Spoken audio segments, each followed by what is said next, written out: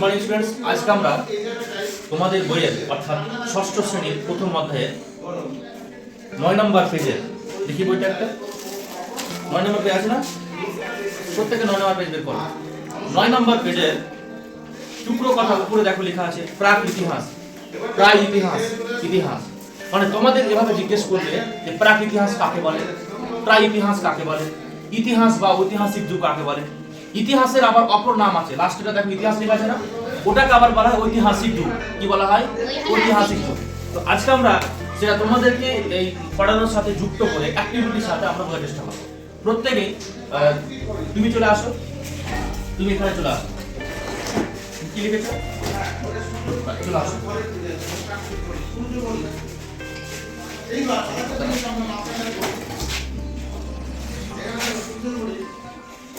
এখানে দাঁড়াও, এখানে দাঁড়াও।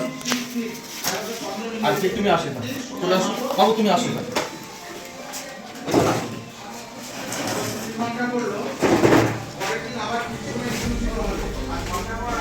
তুমি ওই সাইডে চলে যাও, তুমি এই সাইডে এসো। প্রত্যেকে খাতাটা এদিকে রাখো, তুমি সামনে এসো, একটু সোজা সোজা পাশাপাশি দাঁড়াও, পাশাপাশি দাঁড়াও। বেশ, এখানে কি লেখা? তোমার খাতায় কি লেখা আছে তুমি জানো? কি লেখা আছে বলো তো? প্রাক ইতিহাস। তোমার খাতায় কি লেখা আছে? গুড। তোমার খাতায় কি লেখা আছে? ইতিহাস লেখা আছে। এবার তোমাদেরকে আমি বুঝে রাখবো, এর খাতা লেখা আছে প্রাক ইতিহাস। এই খাতায় কোনো কিছু লেখা আছে? এই লেখাটা বাদ দাও, কোনো কিছু লেখা আছে খাতায়? কিছু লেখা আছে? আছে তাই তো? কিছু লেখা নেই, একদম ফাঁকা আছে তাই না?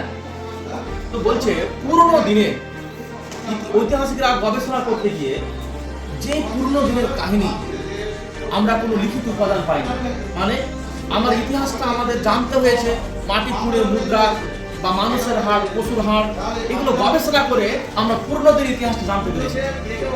কিন্তু বই লেখা আছে, পেপার লেখা আছে, এরকম পাইনি। সেটাকে আমরা কি বলছি? প্রাক ইতিহাস। এটাকে অপর নাম হচ্ছে প্রাগৈতিহাসিক যুগ। কোন যুগ? প্রাগৈতিহাসিক যুগ বা প্রাক ইতিহাস। প্রাক কথার অর্থ পূর্বে, মানে যখন আগের যে সময়ের যুগের মানুষের কোনো লিখিত কোনো জিনিস পায়নি, সেই সময়কার ইতিহাস যখন আমরা পড়বো, সেই যুগটাকে আমরা বলবো প্রাক ইতিহাস। তোমরা জানো ইতিহাসকে তিন ভাগে ভাগ করি, একটা প্রাচীন ইতিহাস, একটা মধ্য ইতিহাস, একটা আধুনিক ইতিহাস। কিন্তু ইতিহাসের কি কি জিনিস খুঁড়ে পেয়েছি আর কি কি জিনিস লিখে পেয়েছি, তার উপর ভিত্তি করে ইতিহাসকে তিন ভাগে ভাগ করা হয়। একটা প্রাক ইতিহাস, একটা প্রাক ইতিহাস, একটা ইতিহাস বা ঐতিহাসিক যুগ। এবার তোমাকে আমি বলবো, তোমার খাতায় কিছু লেখা আছে, ভালো করে খেয়াল করো তো। দেখো, মজার ব্যাপার হলো এই খাতায় কিন্তু লেখা আছে, দেখো কি দাগ টানা আছে। আচ্ছা, কি লেখা আছে তোমরা কি পড়তে পারছো? এই কি লেখানো আছে তোমরা পড়তে পারছো? পড়তে পারছো না। তার মানে এই প্রাক ইতিহাসের পরে যে সময়কালের ইতিহাসে আমরা কিছু জিনিস লেখা আছে আমরা বুঝতে পারছি। যারা ঐতিহাসিক, তারা ইতিহাসটা গবেষণা করে বুঝতে পারছে, হ্যাঁ এই সময়কালে আগের মানুষ কিছু লিখে রেখেছিল, পাহাড়ে লিখে গুহাতে লিখে রেখেছিল।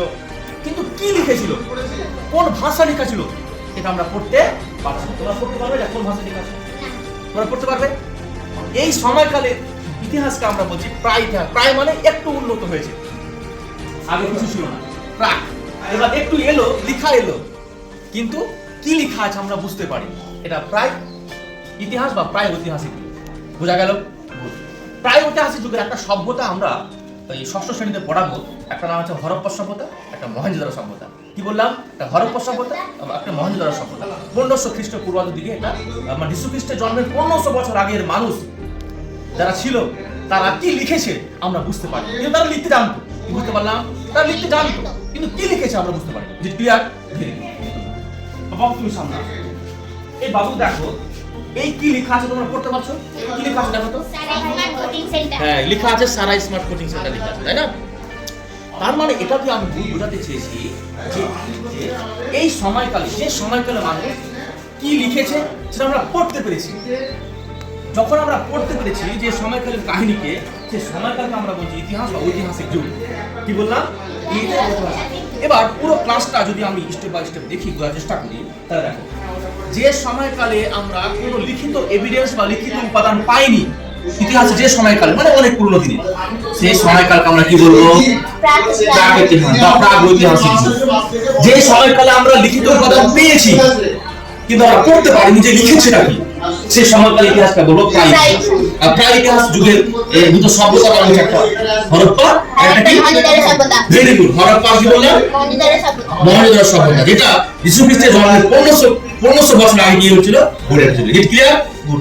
এবার দেখো ওই বাবুর খাতাতে কি লিখেছে আমরা কিন্তু পড়তে পারছি, যে মানে যখন আমরা লিখিত উপাদান পেয়েছি এবং পড়তে পারছি সেটাকে আমরা বলছি ইতিহাস। আবার রিপিট করার চেষ্টা হলো তোমাদের জন্য।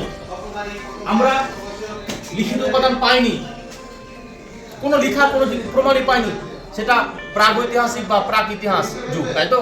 আচ্ছা, যে সময়কালে লিখিত জিনিস পেয়েছি কিন্তু কি লেখা আছে আমরা পড়তে পারিনি, সেটা প্রায় ইতিহাস বা প্রায় ঐতিহাসিক যুগ।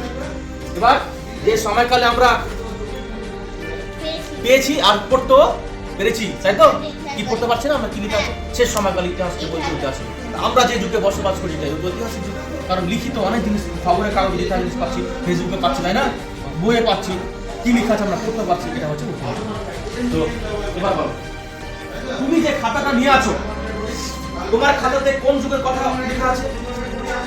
প্রাক ইতিহাস। মানে তোমার খাতায় কি লেখা আছে আমরা মানে দেখতে পাইনি, মানে কি লেখা আছে জানি না, কি লেখা আছে মানে কোনো কিছু লেখা হয়নি, একদম সাদা খাতা। তোমার খাতায় কিছু লেখা আছে কিন্তু পড়তে পারছো কি লেখা আছে? পড়তে খাতা পড়ো, তুমি পড়ো তো। প্রাক ইতিহাস। না, ওটা তো আমরা নাম দিয়েছি।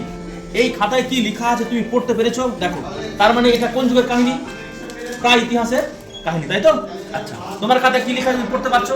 দেখ, পড়ে দেখ, শোনাও তো একবার। তার মানে এটা কোন, তার মানে যে সময়কালে আমরা লিখিত জিনিস পড়তে পারবো, পাঠোদ্ধার করতে পারবো, সেই সময়টাকে আমরা কোন যুগ বলবো? ইতিহাস বা ঐতিহাসিক যুগ। জি ক্লিয়ার? তোমরা সবাই বুঝতে পেরেছো? বুঝতে পেরেছো? ওকে, টেক ইউর সিট।